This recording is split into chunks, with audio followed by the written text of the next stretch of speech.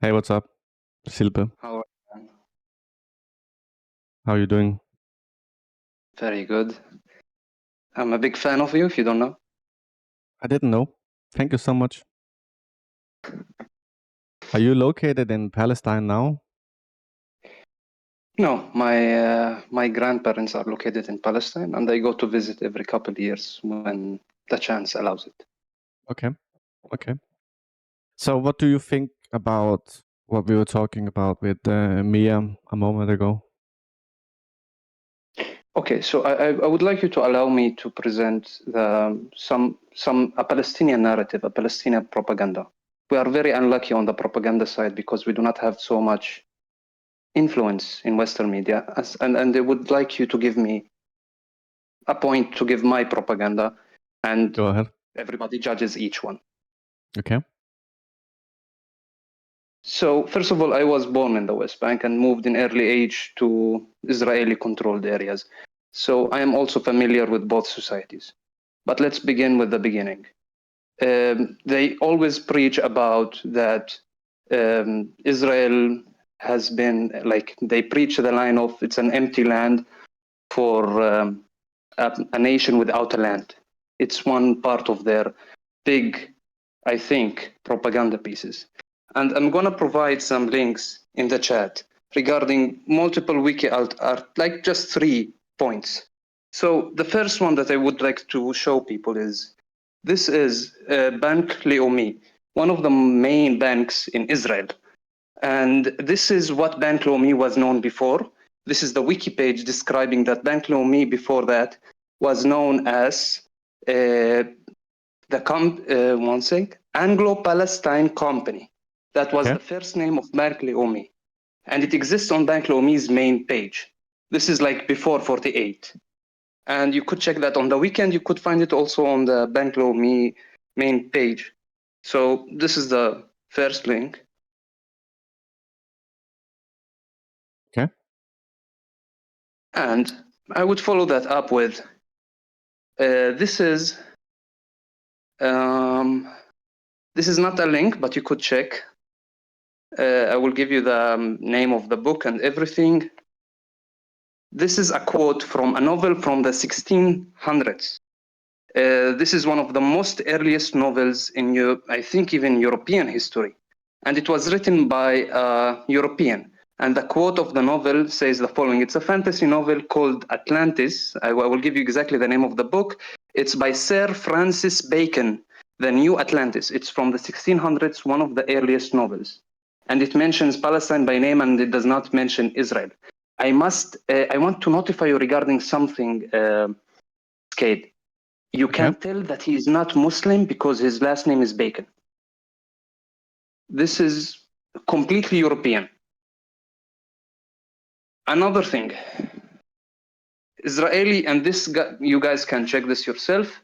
The Israeli supposedly defense force, the word defense in Hebrew is Haganah, and it's the name amongst the first 3 or 2, I think there were 3, terrorist groups, organizations, Jewish terrorist groups that formed in the Palestinian area throughout the British Mandate before 1948, recognized as terrorist groups by the British Mandate itself, fought amongst each other.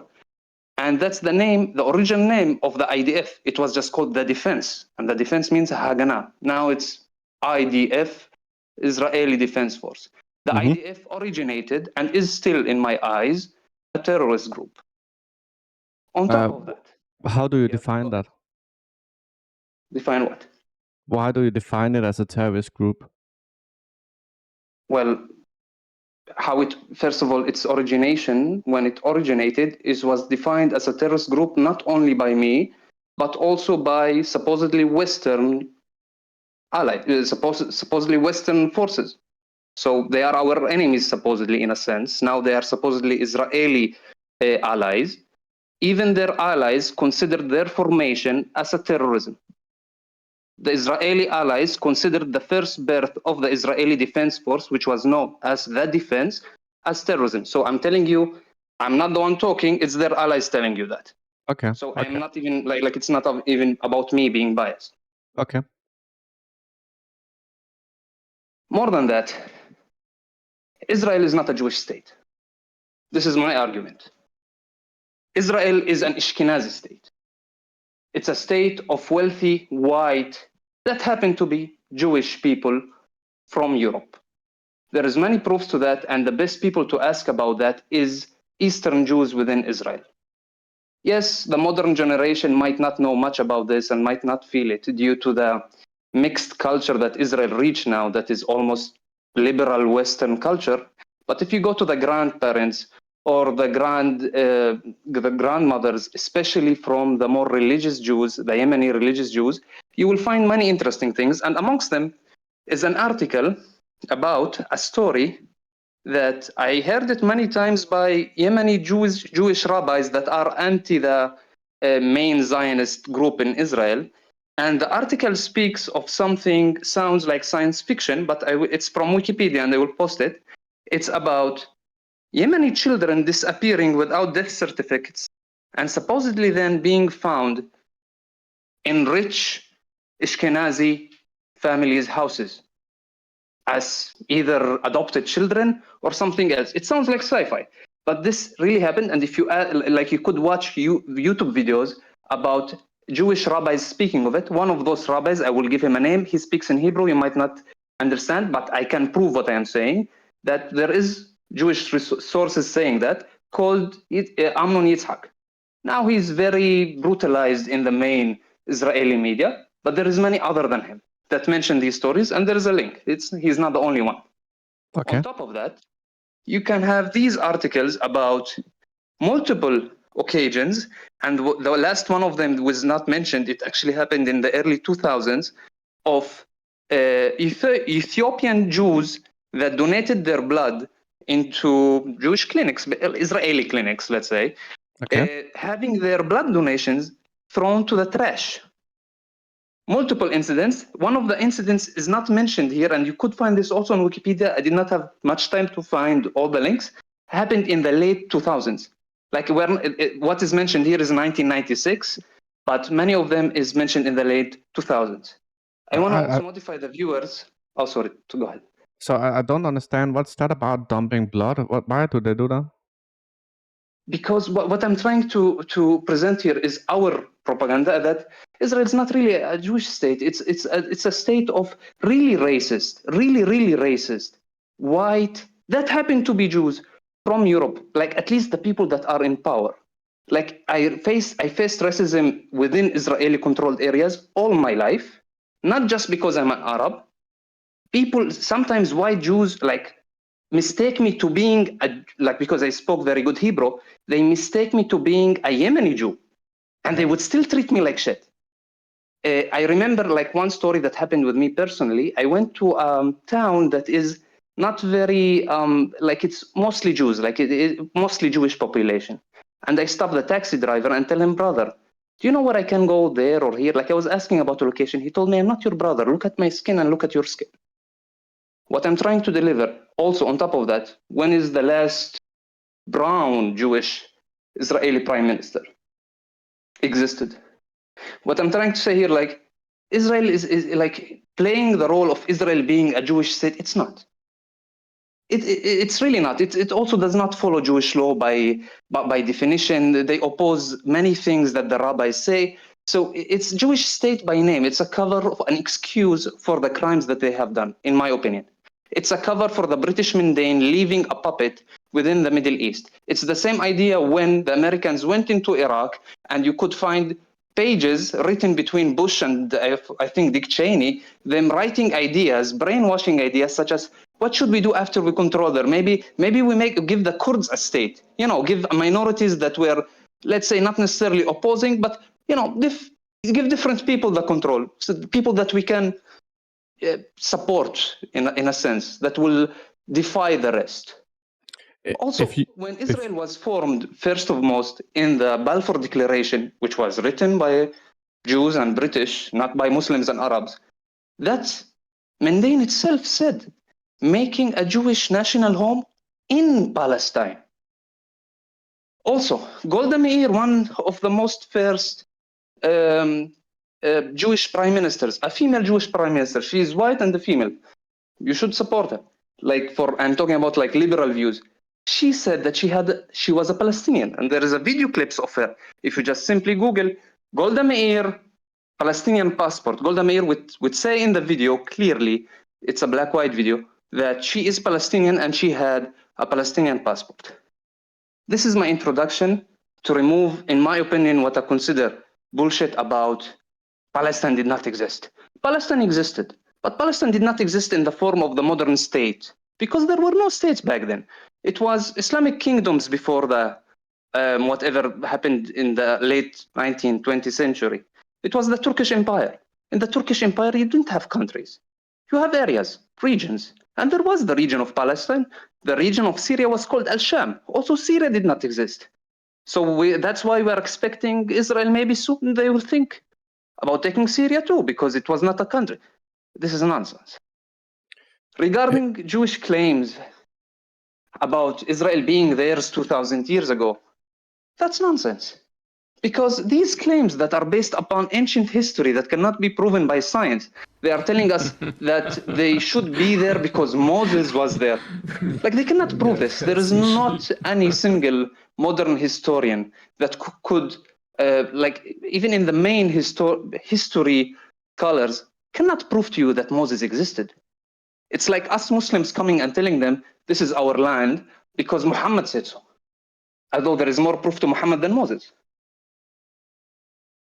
If you were to try and convince Mia, what would you say? To convince me, how can you? Mia, like, come on. Mia has been grown within Israel, facing mostly Israeli media. And then at the age of 18 or 19, they immediately take them to the army, mandatory army, like they are forced to go to the army. On top of it, by the way, regarding Jews, most of the Jewish Orthodox community would never agree to go to the army. This is part of the main ideology of Judaism. You do not serve in armies in that sense. Majority of Orthodox Jewish rabbis disagree with that. So this is just to add to my point that it's not really a Jewish state. But regarding Mia, it's impossible.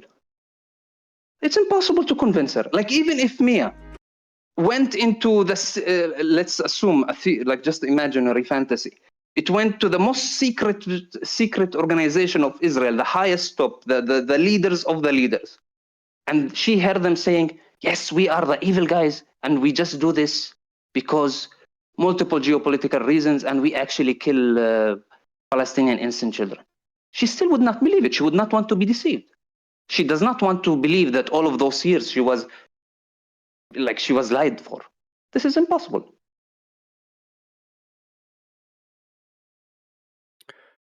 Okay. If you just want to go back a bit. So I totally get your point. And in some regard, I can follow it.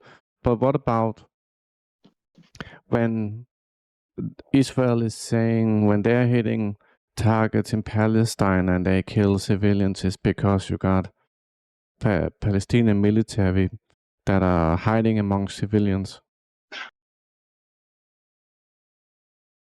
Gaza is amongst the most concentrated populations per land in the world because they are blocked from every side. That's one.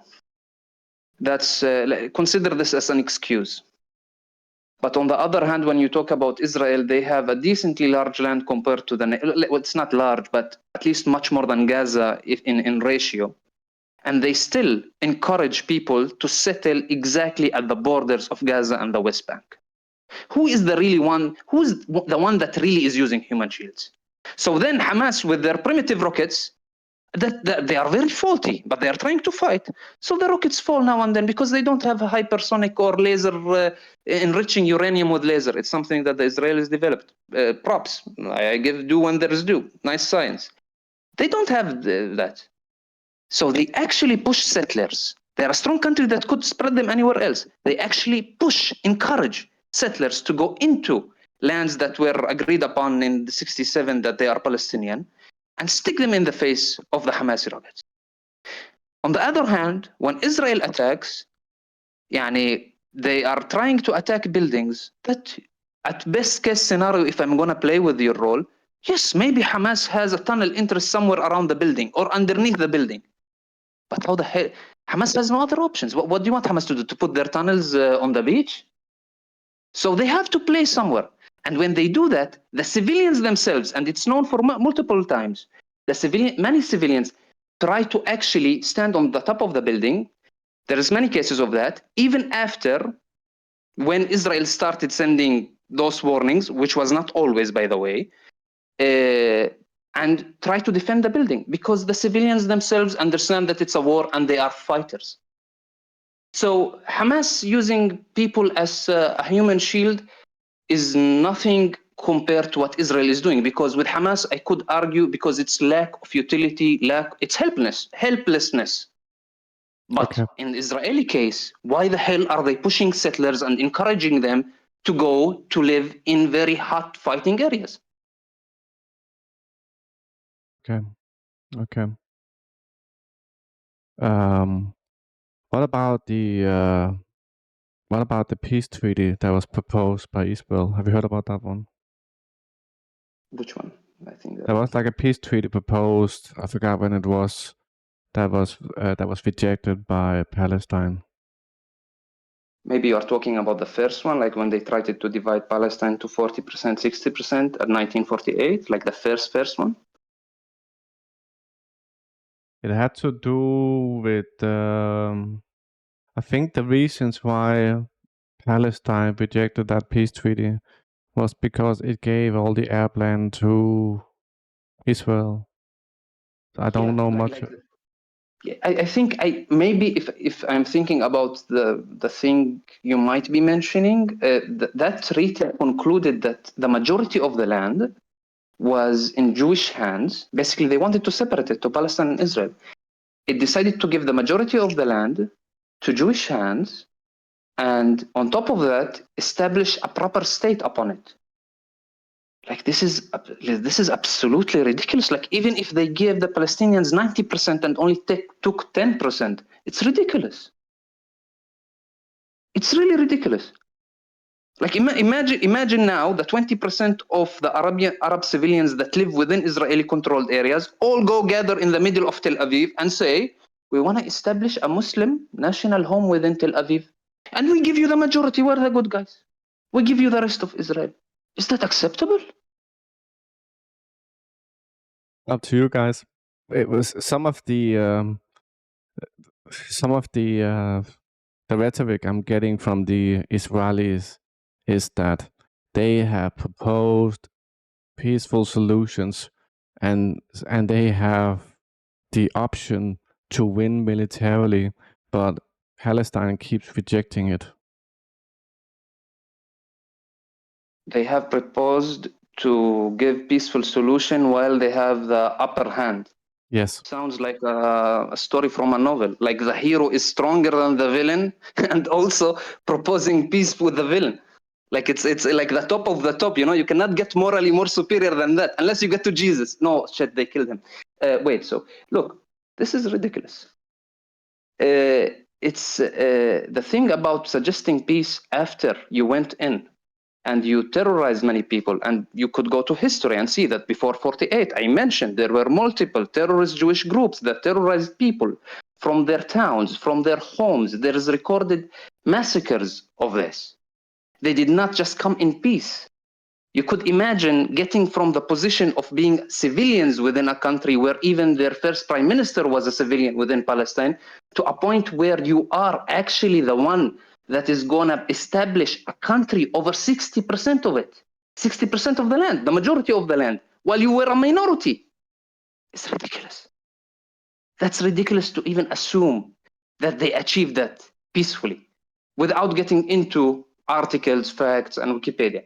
But for that, I would respond, check regarding what happened before 48, before they suggested that peaceful peace treaty, and check if they were really peaceful all along before 48, and check how it led to there. Check their militant groups that even fought amongst each other. Haganah fought against Lehi. That's two names of Jewish terrorist groups. It's forbidden to mention the term Jewish with terrorist group in media. And I heard her talking about Palestinian propaganda. Holy shit. Do you know, like our propaganda budget? Do you realize how much propaganda budget Hamas has? I have seen propaganda from both sides, both Palestine and Israel. I'm not I would saying it's the assume. same level, but I have seen it. I would assume there is, but I think the levels are very, very different. What is the way forward for the Palestinians? The way forward for the Palestinians. Well, first of all, I really don't know. I really don't know. I would not claim to you that I really know that if there is a way forward. This battle has been going for like this war, not this continuous battle, has been going for so long. Me personally, I'm a more pacifist, like a more negative person. I think that if any change, real change to the situation in Palestine would happen, it would happen after a great war in the region. That either the Israelis win once for all and actually establish much greater dominance in the Middle East, where even Saudi Arabia, Turkey, and Iran become mentionless compared to them, or the opposite happens, where a big many interests combine against Israel. That's, I think, the only change that could happen. Regarding treaties or something like that, I do not really buy in it. I hope there will be peace. I dream about it, but I do not believe in it. So, kind of what I'm predicting is that you will have Palestine doing what they're doing today, and then you will have Israel responding, and they will keep growing in that, doing this response. So it seems like every time Palestine is trapping itself. No, Palestinians do not have anything to lose. Like, there is nothing to lose as a Palestinian. Like, even living in the West Bank, even if you become a doctor in the West Bank, you still get almost less money than, on average, than a construction worker within Israeli land. They have no, like, very few Palestinians have even a hope of a future. So Palestinians, I repeat, Palestinians have nothing to lose. And with the Islamic ideology, we are less afraid of the concept of death. And thus it will just keep continuing. But the way you narrated it, it's as if the Palestinians did this to themselves. You could go with that narrative, that the Palestinians are the only ones responsible for the death of their children, although that the Israeli soldier is the one that pulled the trigger. That's if it's a narrative that helps some people to sleep at night, that's okay. But I don't also, you think must that's imagine that your enemy could run with, like, not you specific, but you could imagine that the other side could pull the same narrative. Hamas could say that we are doing this because you did this. And for a fact, Hamas was established after the IDF, meaning that the IDF started it, or the Haganah.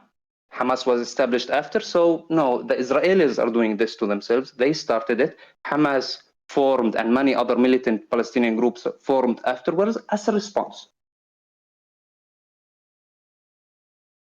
I don't feel like the narrative is that the Palestinians are doing this to themselves, but whenever the Palestinians are conducting certain actions within Israel, you're going to get a bigger response from Israel, which in turn hurt the Palestinians more. And then that seems like a trap. Yeah, but how much hurt them more? Do you think the kid that has no future in college, when he lays down in the street, that he cannot get married, he cannot have a job, and if he has a job, he is like a falafel seller that barely has enough money to buy himself 2 packs of cigarettes a month, is like doing something wrong to yourself if you go fight? At least you get some action before you die.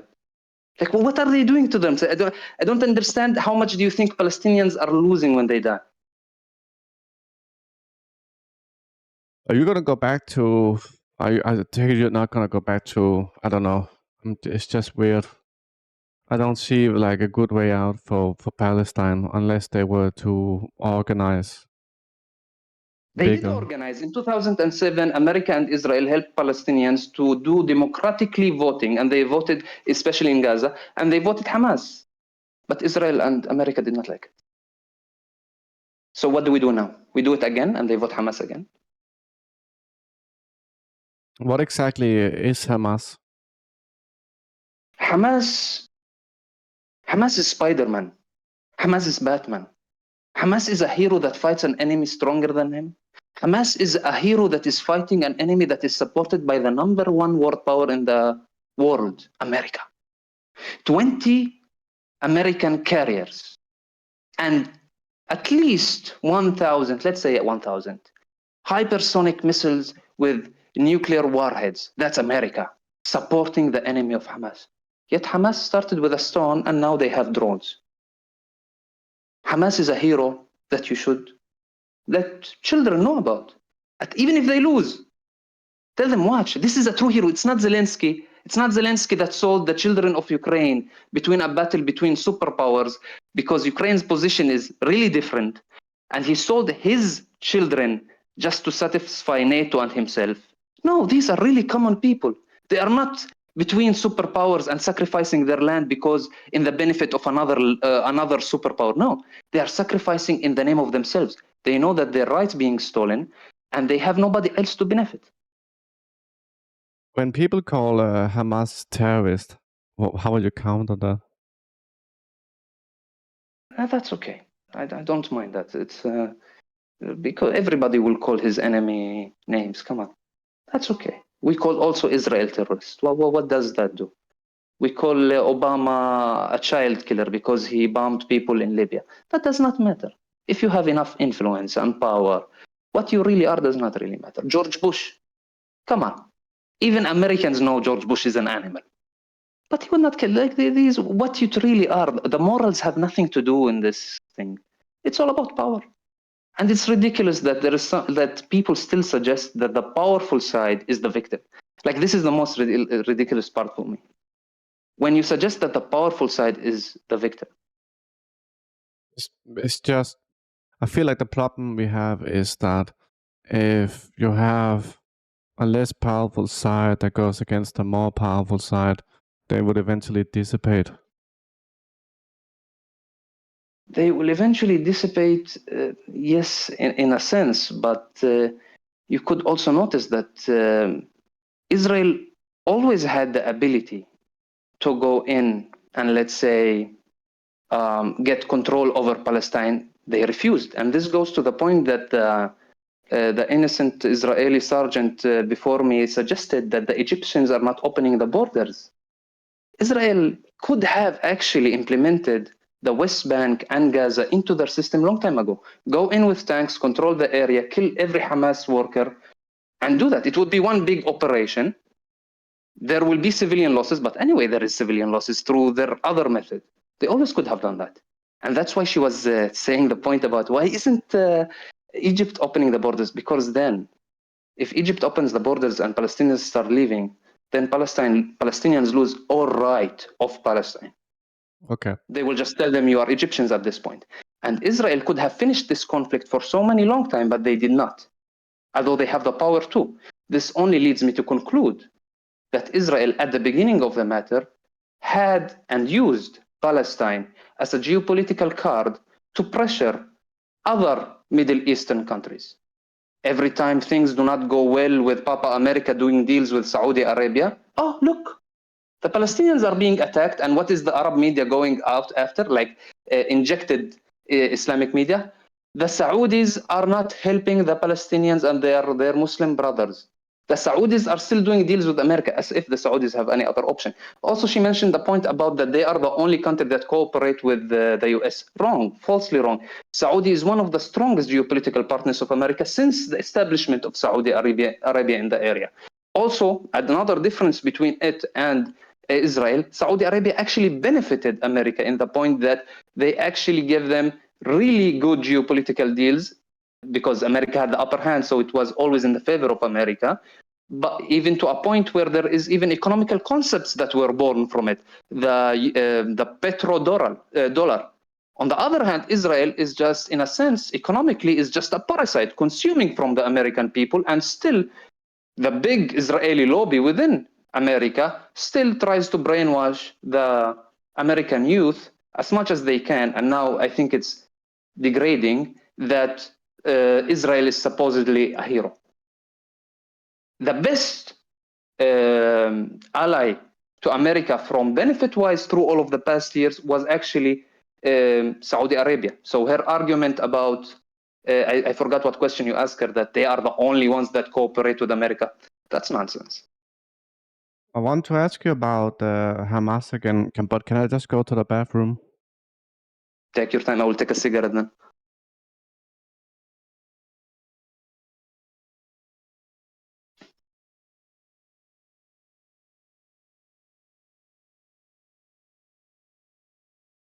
Но хуже уже не будет. И бац, бац, бац, бац, бац, брить, бац, бац, бац, бац, бац, бац, бац, бац, бац, брить, бац, бац, бац.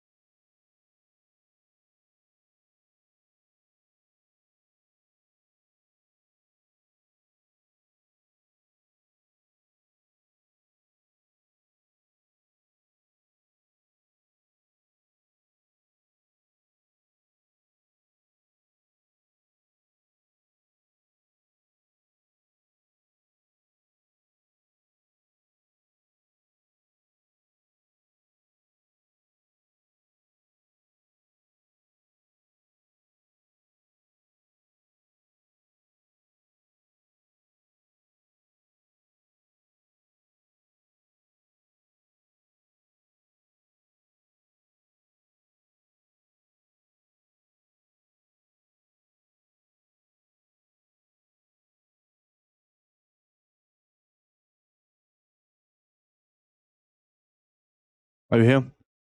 Yeah, I'm here with you.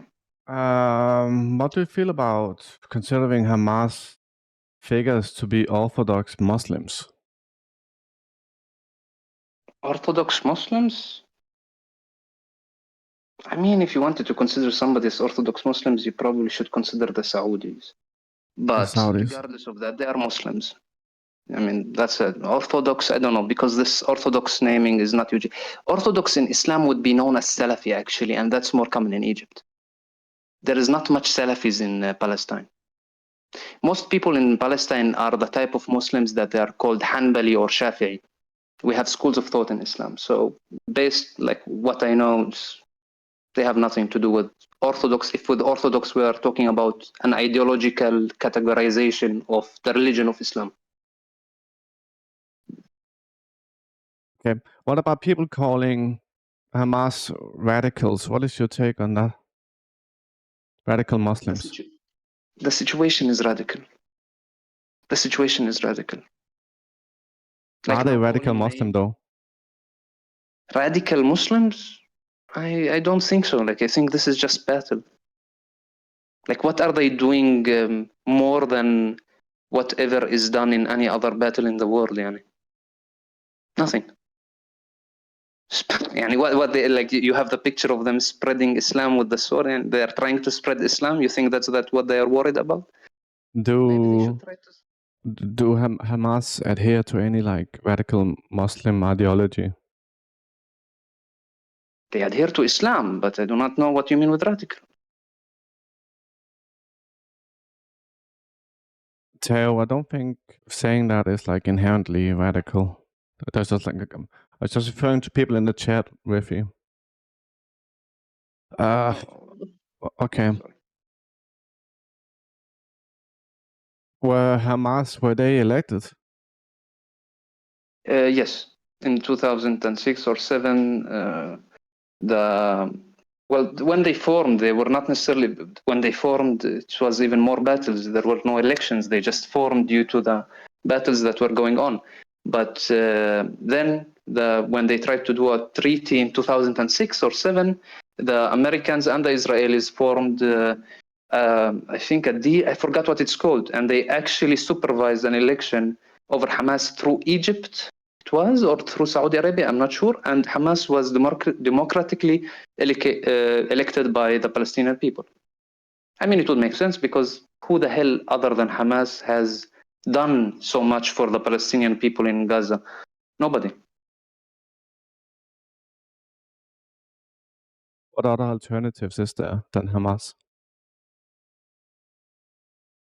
The same alternatives that there is there except Bibi. It's very hard. It's just even in a worse situation than the situation that Israel ended, because Hamas because they have less resources, so they already probably capitalized on the majority of things. They did the majority of resistance. So maybe when we see Bibi changed, maybe then there is hope for Hamas to be changed. Who knows? But there is actually other resistance groups in Gaza that I remember in the last fight, the Israeli army contacted Hamas through the Egyptians, and they attacked the other resistance parties, meaning that there is actually other alternatives, but mainly it stays Hamas. And Hamas did not respond. There was an agreement upon the Israelis striking without Hamas responding, because the Israelis were specifically striking sources and resources for another group that is not Hamas related. Okay. So what I'm predicting with this is that you got Hamas attacking this morning, right? And then you got a response from the IDF, which in turn might end up with Israel actually owning more territory than they had before. Do you see what I mean? Where this just keeps growing on behalf of Israel. I do not think that Israel is interested in more territory. I mean, they are already doing it with the settlers, but when Israel wants more territory, it does not need to wait for Hamas to strike for them to do it. I honestly don't think so. Like, do you really think that when Israel decides it's geopolitically important for us to get another 20 kilometers here near Gaza Strip, we need to wait for Hamas to strike? No, it's not. We are not worried about losing territory. We already lost many of it. I don't even think that Israel is any more interested in even going with like foot into Gaza unless things require it. But no, I don't think that Israel is interested in territory at all. But regarding them punching back and their punch being bigger and more Palestinians dying, I mean, sure, that's what will happen. But that does not mean for the Palestinians to not resist, because the Israelis do it regardless, and they are the ones that started it. They started it before even Hamas existed. Okay. Okay. I thought I had some other questions. What the fuck was it? Do you think this will escalate today? It should, because if it doesn't, Israel will appear in a weak state. Now, could I give you my own theories about why this specific big thingy happening? But it's just theory. I don't know for sure. If you want to hear my part of it.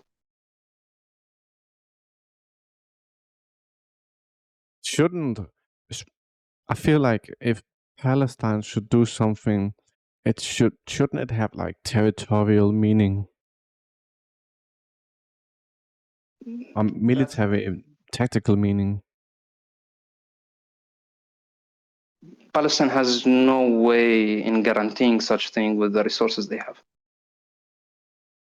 Who's giving them resources right now? Again? Who's giving them resources right now? Iran, but still, with all the resources they have, if Israel decides that they want to go in and get half of Gaza, Israel can. Like for Hamas to reach a point where it would actually go on all-out war with Israel and win, that's impossible. That's not even on the page. They do not look at that because that's impossible. Okay. But regarding what's happening now, I have a theory that this actually has relations to the talks that happen between Saudi Arabia currently and America. Which is? They were talking about some deals of providing Saudi Arabia with the civilian nuclear thingy and the defense treaty similar of that as Japan and South Korea and so on. And I think that what is happening now is a Saudi-Irani pressure card, at least the Eastern camp's pressure card. I think that this could be one of the reasons why this is happening now. I thought that Saudi Arabia blamed Israel for what happened today. They blamed Israel, yeah, but this helps them in the negotiations. They put more pressure on Israel to actually push more on the American administration to accept whatever the Saudis want from them. And clearly they will blame Israel. Well, why would they blame Hamas?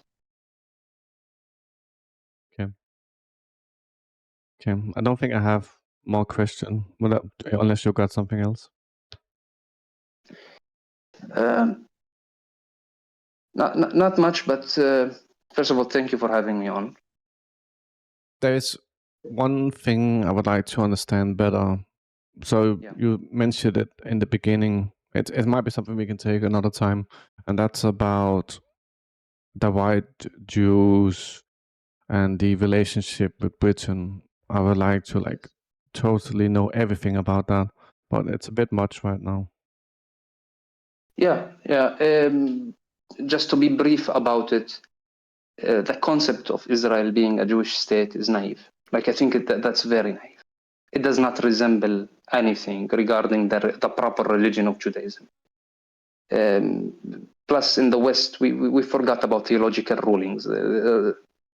Israel does not worry about theology, in a sense, at least on the organization level. And there is so many indications to that, that this is just simply a bunch that happened to be Jews, rich groups of people that fitted the interests with the British Empire when it was, and the British Empire had an interest of retreating of the area then. So the British Empire, as any other empire, one of your good points is to leave somebody in that area that is with you, that is on your side. Even if you retreat your armies and your influence, you still have some kind of control. And when you do that, you're not going to go worry about Yossi that is selling falafel in Tel Aviv. You're going to go to some good big businessman. There is logic to that. It's not just fantasy. There is interest to that. So what we would need, which probably exist, is hard proof of that relationship. Hard proof of that relation. I remember a vague story, I could prepare something about it, but I remember a vague story about the guy that discovered the material that was added to gunpowder, which is the same material that it's used in nail polish. I forgot what it's called in English, which was Jewish, and he actually helped the British with improving their gunpowders much faster than others. I think he got the Nobel Prize. You could see that there was a lot of influential Jewish businessmen or powerful people, like the Saudi princes, for example, with oil. I suppose they had also Jewish princesses on the money-wise, if you know what I mean, but from other areas, not from oil. Are you saying that the Saudis are with Israel and America? I'm saying that the Saudis geopolitically have aligned their interests with Israel and America specifically for a long while. They had geopolitical common interests. They are not ideologically with them, but they had many geopolitical common interests, and they are allies. So do you think that they will group up at the end, or will they go against each other?